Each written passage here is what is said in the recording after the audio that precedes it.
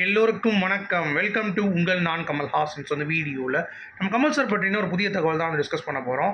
So வீடியோக்குள்ள போகிறதுக்கு முன்னாடி நம்ம சேனலுக்கு நீங்கள் வந்து புதுசாக இருந்தீங்க அப்படின்னா கண்டிப்பாக சப்ஸ்கிரைப் பண்ணிக்கோங்க. வீடியோ மறக்காமல் ஒரு லைக் பண்ணிக்கோங்க. இப்போ நம்ம வீடியோக்குள்ளே போகலாம்.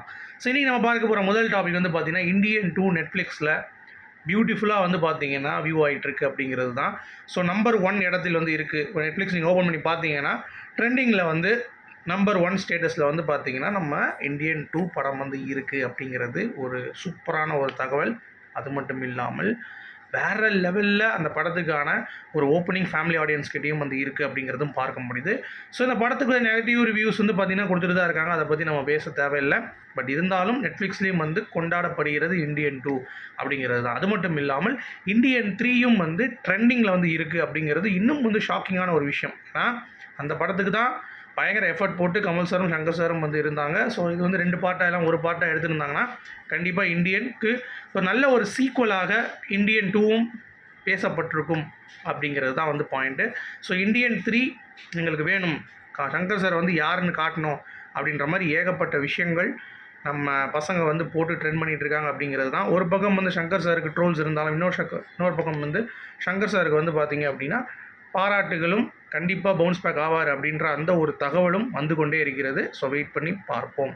ஓகே, ஸோ இது வந்து இந்தியன் 2 அண்ட் இந்தியன் 3 பற்றின ஒரு நியூஸு. அது மட்டும் இல்லாமல் இந்தியன் 2க்கு ஜஸ்டிஸ் வேணும் அப்படின்ற மாதிரியும் வந்து நிறைய பேர் வந்து போர்க்கொடி தூக்க ஆரம்பிச்சிட்டாங்க. ஏன் அப்படின்னா இந்த ஸ்பூஃப் பண்ணுறானுங்கல்ல, கலாய்க்கிறாங்க, மீம்ஸ் போடுறானுங்க, இந்த மாதிரி ஆட்கள், இந்த கோபி சுதாகர் மாதிரி ஆட்கள், அப்புறம் வந்து கமல் சாரை பிடிக்காதவர்கள், இந்த மாதிரி இருக்கிறவங்க எல்லாருமே பயங்கரமான ஒரு விஷயம் வந்து பண்ணிகிட்டு இருக்காங்க. அதாவது கமல் சார் படம்னா வச்சு செய்கிறானுங்க அப்படிங்கிறது தான்.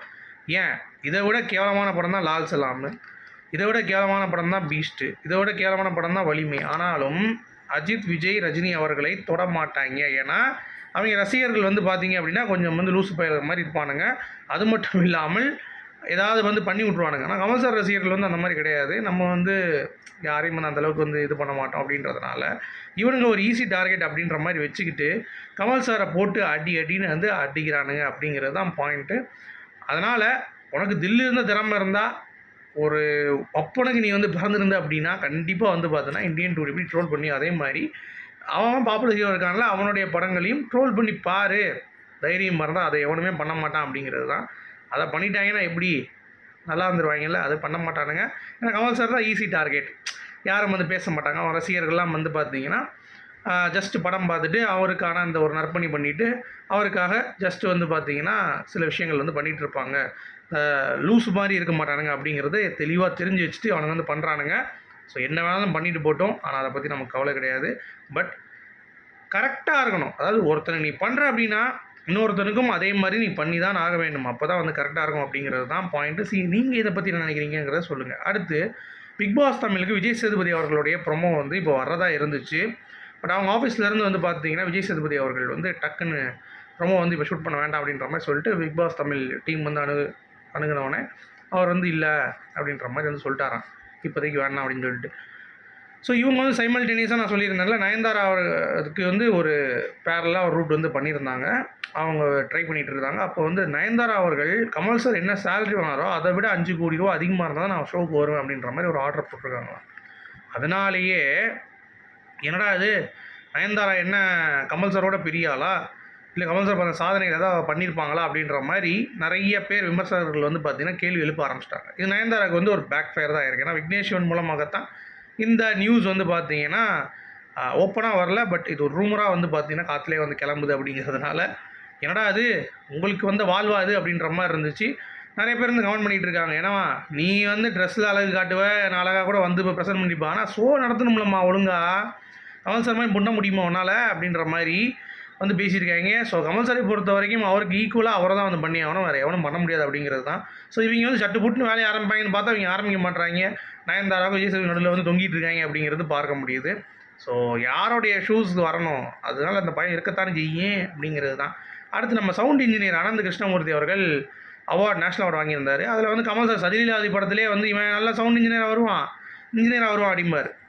ஸோ அந்த கேட்டகரியில் வந்து சவுண்ட் இன்ஜினியராக வந்து வந்திருக்கார் அப்படிங்கிறதுனால இவர் வந்து மர்மயோகி எப்போ டிஸ்கஷனில் இவர் இருந்தாராம். அதை பற்றி கொஞ்சம் கேளுங்க, கொஞ்சம் சொல்லுங்கள் அப்படின்ற மாதிரி வந்து அந்த கம்பெனிலேருந்து பேசியிருப்பாங்க போல். அப்போ இவர் வந்து சொல்லிட்டாராம், கமல் சார் வந்து படம் ரிலீஸ் ஆகிற வரைக்கும் எவனும் வாயை திறக்கக்கூடாது அப்படின்ற மாதிரி அக்ரிமெண்ட் போட்டார். நான் வாயை திறக்க முடியாது. பட் அது ஒன்று சொல்கிறேன், கண்டிப்பாக அந்த படம் வந்திருந்தது அப்படின்னா வேற மாதிரி இருந்திருக்கும், அவுட்ஸ்டாண்டிங்காக இருந்திருக்கும் அப்படின்ற மாதிரி அவர் வந்து சொன்னார்.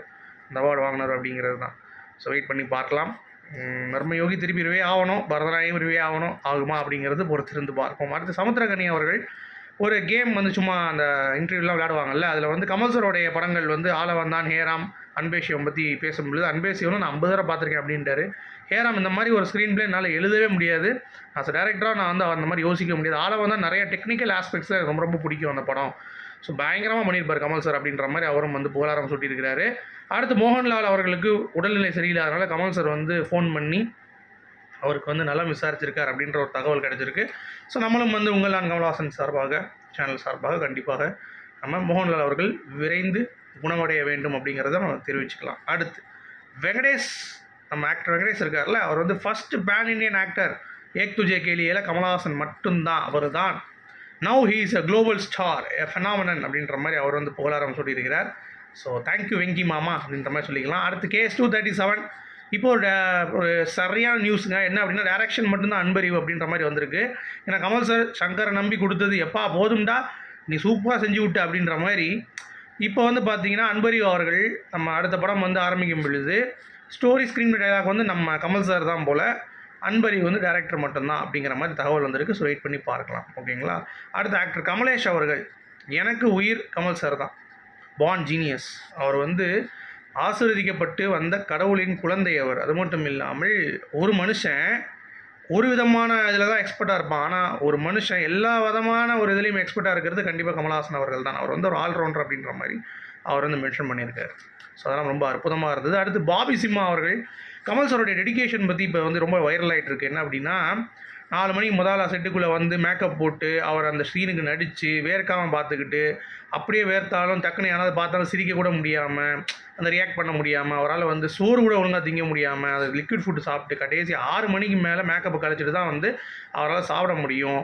அது மட்டும் இல்லாமல் ஏதாவது ஒன்று உள்ள நமக்கே ஒரு மூஞ்சி வெக்கையாக இருக்கும்போது எப்படி இருக்குது, அப்போ ப்ராஸ்தட்டிக்ஸ் போட்டு வெக்கையாக இருக்கும்போது எப்படி இருக்கும், அதெல்லாம் வந்து பயங்கரமாக சென்னை ஹீட் அப்போ ஃபேஸ் பண்ணார் கமல் சார்.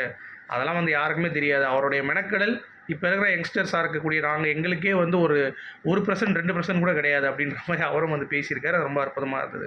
அடுத்து நம்ம எஸ்கே சிவகார்த்திகேயன் அமரன் படம் வந்து ரிலீஸ் ஆக போதில்ல, அதுக்கு கமல் சார் தான் லொக்கேஷன்ஸ் வந்து சஜஸ்ட் பண்ணியிருக்காரு. நம்ம ஏற்கனவே சொல்லியிருந்தோம்ல, காஷ்மீர் இந்த மாதிரி நம்ம ஆலவந்தான் படத்தப்போ கொஞ்சம் ரெஃபரன்ஸ் பண்ணி எங்கெங்கெல்லாம் பண்ணணும் அப்படின்ற மாதிரி பேசியிருந்தாங்கன்ட்டு. அது வந்து உண்மைதான். நிறைய விஷயங்கள் கமல் சார் வந்து சிவகார்த்திகேயனுடைய வளர்ச்சிக்கு வந்து பண்ணியிருக்காரு. ஈவந்தோ சிவகார்த்திகேயன் ஒரு ஷோவில் வந்து கமல் சாரை பற்றி வாய விட்டான்.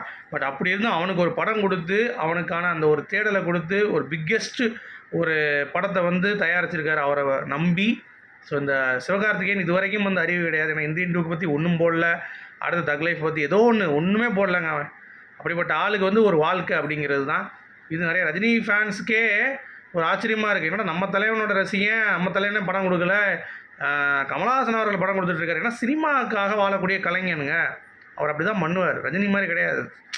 கமல் சார் வந்து கமல் சார் தான் அப்படிங்கிறத இது மூலமாக தெரிந்து கொள்ள வேண்டும். அடுத்து த்ரிஷா லேட்டஸ்ட்டாக ஒரு interview, Kamal sir and Maniratnam எப்படி இருந்துச்சு தக் லைஃப்னு சொல்லி கேட்டதுக்கு, ஏங்க நான் வந்து கமல் சாரோட 2 படம் பண்ணிட்டேன், மணிரத்னம் அவர்கள் கூடயும் வந்து பண்ணிட்டேன், பட் 2 பேர் கூடயும் சேர்ந்து பண்ணுறது அப்படிங்கிறது ஆஃப்டர் நாயகன் எனக்கு இந்த வாய்ப்பு கொடுக்குறது அப்படிங்கிறது நான் எப்படி முடியாமல் சொல்ல முடியும், இன்ஸ்பிரேஷன் 2 பேருமே அப்படின்ற மாதிரி அவங்களும் வந்து பேசியிருக்காங்க.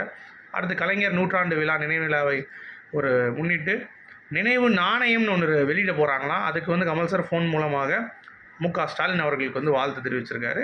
அவர் வந்து போக முடியல அப்படின்றதுனால.